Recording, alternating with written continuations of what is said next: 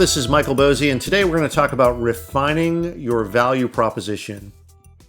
Now, I've always believed, and especially since I really live this, you can't really understand how a startup works until you live it. You can read all the books, you can study all the theories, but you really won't know what it's like until you've been through it firsthand. And don't tell me that your large company is like a startup, because it's not. I can tell you from being on both sides. I've worked at gigantic companies, and I've worked, where I was one of very few people. And being quote unquote entrepreneurial in a large company does not mean that you're an entrepreneur. Now, startups, and you know that I define that a little more broadly, right? This can be folks who are running small businesses, or truly entrepreneurial ventures that have big aspirations, or it can be folks who are authors, writers, bloggers, folks who are trying to build a business. I look at those all as sort of startups. But in general, startups have two distinguishing characteristics. One is absolute risk, right? The business dies if you don't succeed. Everyone goes home, not back to their desks like at a big company. And two, rapid growth. That inflection point is almost required, right? The incremental growth is really, that's for later stage, right? That's sort of, you're kind of done being a startup if you're if you've sort of settled into nice incremental growth. Now, that may not describe your business, and you may think of this differently, but my experience with this was I joined two early stage startups in my career, and it was some of the most rewarding work that I ever did, right? You can make just amazing amounts of progress. Sometimes it's dizzying on a daily basis. You're just cranking, right? And especially compared to my experience at large companies where things tend to move a little more slowly, to say the least. But every rush that you have also comes with a crushing low, because that's what it's about. It's up and down every week. And so sometimes it feels like every hour. And it's really not for everyone. You got to be comfortable with a lot of uncertainty if you're going to start your own thing, or you're going to be a part of a startup, right? A lot of disappointment. And the fact that, unlike at a big company, there's nowhere to hide, right? If you fail, it's all on you, right? So the problem with that, of course, is it makes you second guess every decision. You play back your mistakes over and over again.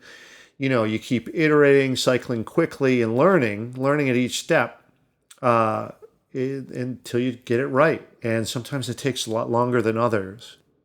Now, some people thrive in this environment. They love the fast pace, the churn, the impact, right? And certainly that was my experience when I was doing this at the startups I was involved in. But even the people that are built for this still suffer from a set of very common mistakes. And I see the same ones over and over again, not just in the startups that where I was involved directly, but I also mentor some young companies here as well. And I see these same mistakes over and over again. So, this is where I thought I could help when I started my own business, to help these small businesses, entrepreneurs, startups, try to avoid some of the common pitfalls, right? I know these because I've made these mistakes, and and I thought, hey, look, if I can apply some of the knowledge that I've made, some of the knowledge I've acquired, and some of the mistakes that I've made, and that could help you, well, great.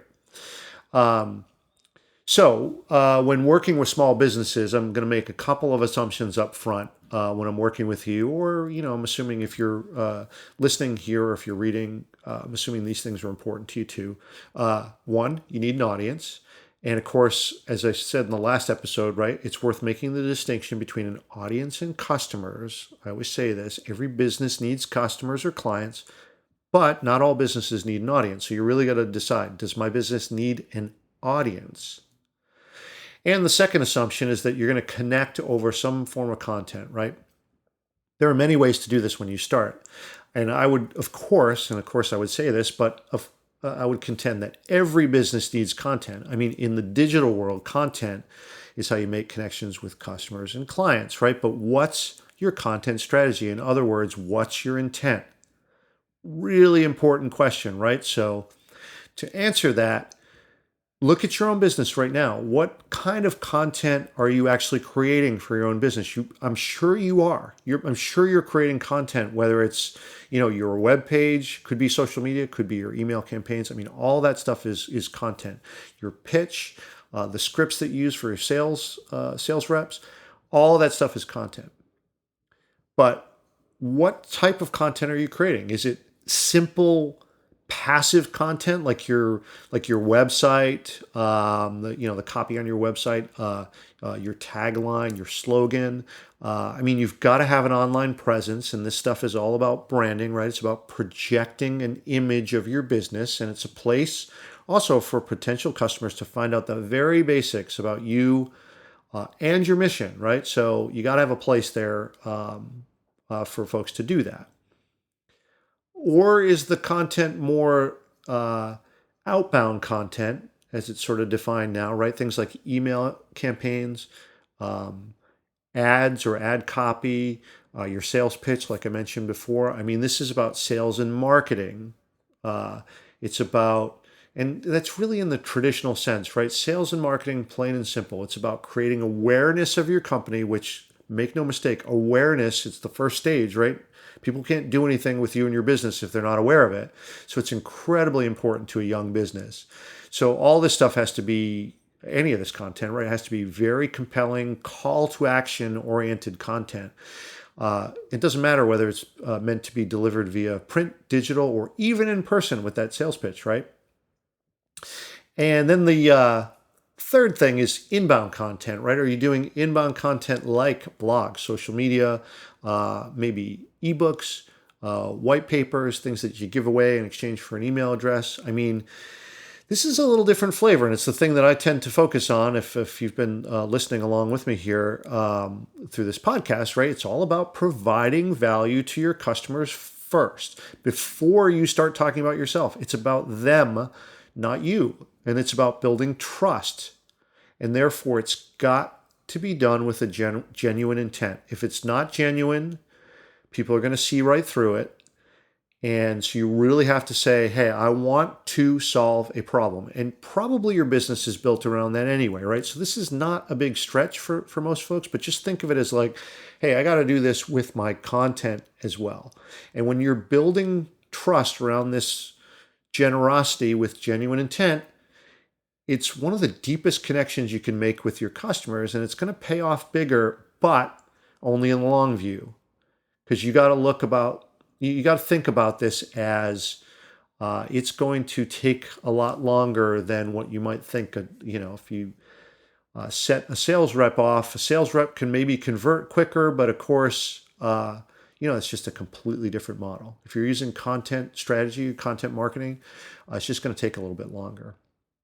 Now, here's the thing. If we're talking about these three things, right, sort of talking about simple passive content, the website, right, outbound content, number 2, and number 3, the inbound content. The first 2 are about you, and the third, inbound content, is about your customer, right? Really important distinction to make. Now, while those first 2 are, they're important. I really consider those to be baseline activities. If you don't have those, you got a problem, right? Every business needs branding. Every business needs awareness. This stuff is table stakes. But the third one, inbound content, content marketing, this is where the magic happens. Because this is about building a relationship between you and your customers, not just you talking about yourself and what you can do. It's about actually doing, not talking, doing. And once you've helped someone without expecting something in return, you've laid the first brick in a foundation of trust. And branding and awareness, those things are absolutely nothing without trust. So I think I'll leave it there. Thank you as always for listening. Hope that you find this to be helpful, and hope that you found the podcast to be helpful. I'd appreciate it if you leave a comment. I really appreciate it if you share, if you think that someone else could benefit from this, and just really appreciate the attention that you've given me. That really means a lot to me. All right, well, thank you so much, and we'll see you in the next episode.